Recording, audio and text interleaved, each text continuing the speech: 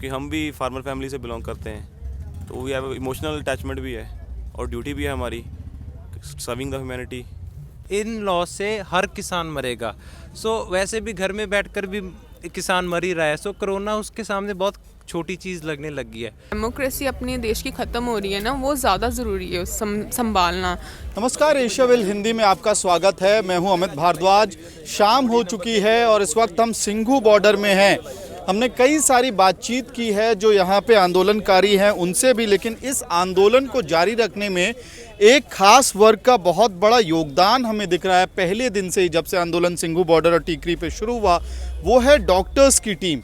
छोटे छोटे ग्रुप्स में डॉक्टर्स आपको अलग अलग जगह पे दिख जाते हैं, जो कॉन्स्टेंटली प्रदर्शनकारियों के जो हेल्थ कंसर्न्स हैं उनको एड्रेस कर रहे हैं। सर, आप दवाई लेने आए हैं? कोई क्या कॉम्प्लिकेशन है आपको? उसके लेने आए हैं यूरिक एसिड की दवाई।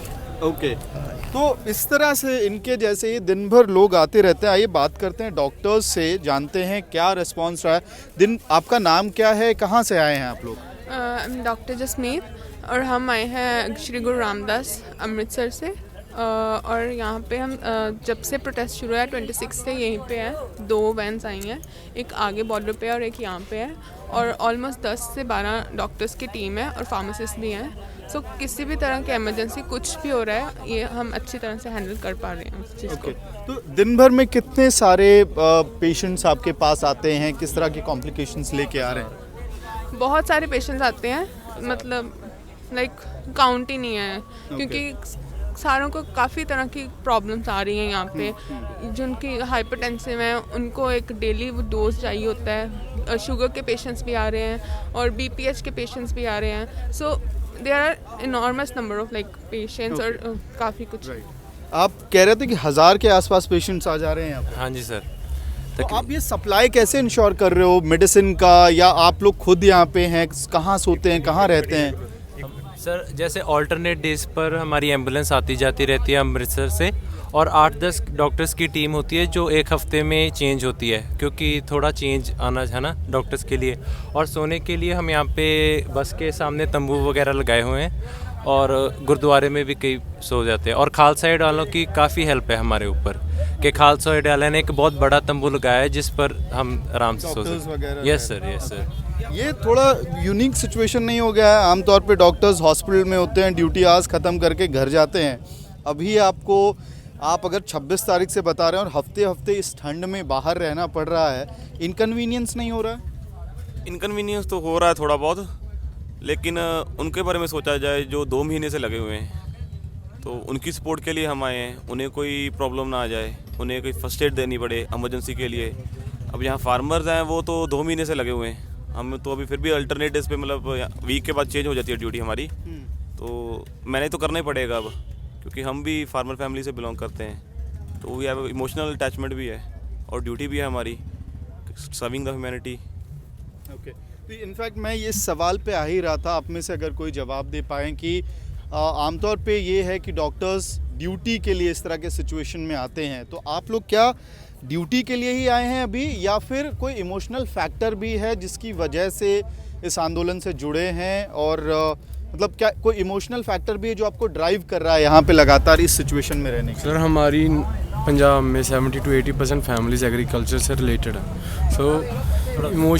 इमोशनल अटैचमेंट वाला फैक्टर तो हमेशा रहेगा ही रहेगा। मेरी खुद की फैमिली पीछे बैकग्राउंड एग्रीकल्चर का है, तो मैं क्यों नहीं आऊँगा यहाँ पे? मैं तो बिल्कुल, अगर मैं डॉक्टर की ड्यूटी निभाने नहीं भी आऊँगा ना, तो मैं प्रोटेस्ट में शामिल होने ज़रूर आऊँगा। एज अ प्रोटेस्टर आप इस आंदोलन से जरूर जुड़े? बिल्कुल। क्या नाम है आपका? डॉक्टर हरकरण। कहाँ से हैं आप?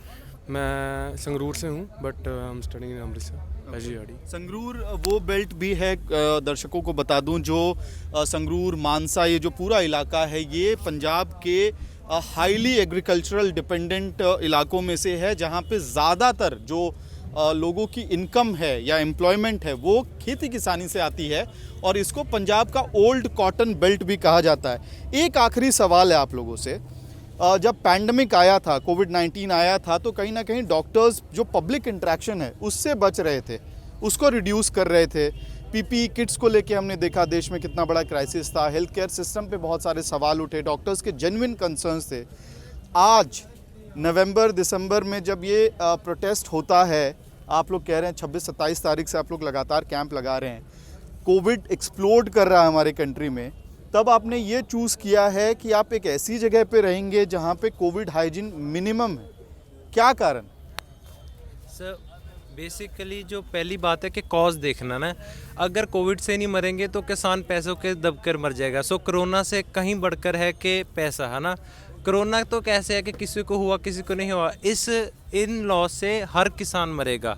सो वैसे भी घर में बैठकर भी किसान मर ही रहा है। सो कोरोना उसके सामने बहुत छोटी चीज़ लगने लगी है। पहले एकदम कोरोना आया तो सब डर गए, अब कोरोना कम लग रहा है और सरकार से ज़्यादा डर लग रहा है। हाँ, कोरोना से तो काफ़ी डर लग रहा है सरकार से। ओके।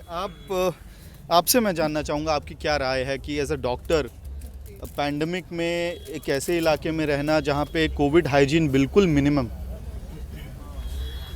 एक्चुअली ये प्रॉब्लम्स ये बहुत छोटी लग रही हैं अभी, क्योंकि मैंने बोला वैसे बताया कि जो डेमोक्रेसी अपने देश की ख़त्म हो रही है ना, वो ज़्यादा ज़रूरी है संभालना, क्योंकि ये बिना मतलब के अपने आप जो लॉज ये पास कर रहे हैं वो एक मुझे तो आई एम प्राउड कि I am Punjabi and I belong to Punjab, कि जिन्होंने स्टैंड अप किया, वो स्टूड अप हुए हैं इन लॉज के लिए और वो लड़ रहे हैं। मतलब नो मैटर कि कोविड है कुछ है, वो नहीं देख रहे हैं, वो सारों के लिए लड़े, वो सिर्फ अपने के लिए लड़े, क्योंकि किसान ही हमें खाना देते हैं, वो सारा वही हमारा करते हैं। तो आई गेस अगर हम उनके लिए थोड़ा सा भी कंट्रीब्यूशन ये कर दें तो ये भी कम है, क्योंकि वो हमारे बुजुर्ग कहते बैठे हैं जिनका अभी उनकी उम्र है वो घर में बैठने के लिए और यहाँ पे धरनों में बैठे हैं, तो ये तो बहुत ही छोटा सा हमारा कंट्रीब्यूशन है।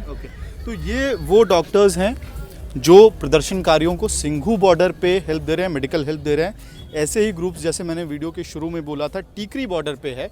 और एक चीज़ बहुत क्लियर है कि ये डॉक्टर्स ना केवल अपनी ड्यूटी कर रहे हैं, कहीं ना कहीं किसी ना किसी लेवल पे एक इमोशनल कनेक्ट है और वो सॉलिडैरिटी में भी खड़े हैं इस पूरे किसान आंदोलन पे। ये बड़े सवाल और सिग्नल्स भी हैं सरकार के लिए कि जो लोग इस आंदोलन से जुड़ रहे हैं या वॉलंटियर कर रहे हैं उनका एक इमोशनल कनेक्ट है। तो क्या सरकार को पॉन्डर करना चाहिए, सोचना चाहिए कि क्या कारण है कि इतनी हज़ारों की संख्या में लोग दिल्ली के आसपास ना केवल प्रदर्शन कर रहे हैं बल्कि उनकी मदद करने वाले भी लोगों की कमी नहीं है। तो क्या वो जो कंसर्न्स हैं, जो इश्यूज़ उठाए जा रहे हैं वो जेन्युइन है या नहीं, ये सत्ता में बैठे हुए लोगों को सोचने की ज़रूरत है। आप देख रहे थे एशिया वेल, लगातार जुड़े रहिए हमसे ताकि हम आपको इस तरह के अपडेट्स, जो अहम अपडेट्स हैं इस किसान आंदोलन के, वो देते रहें। धन्यवाद।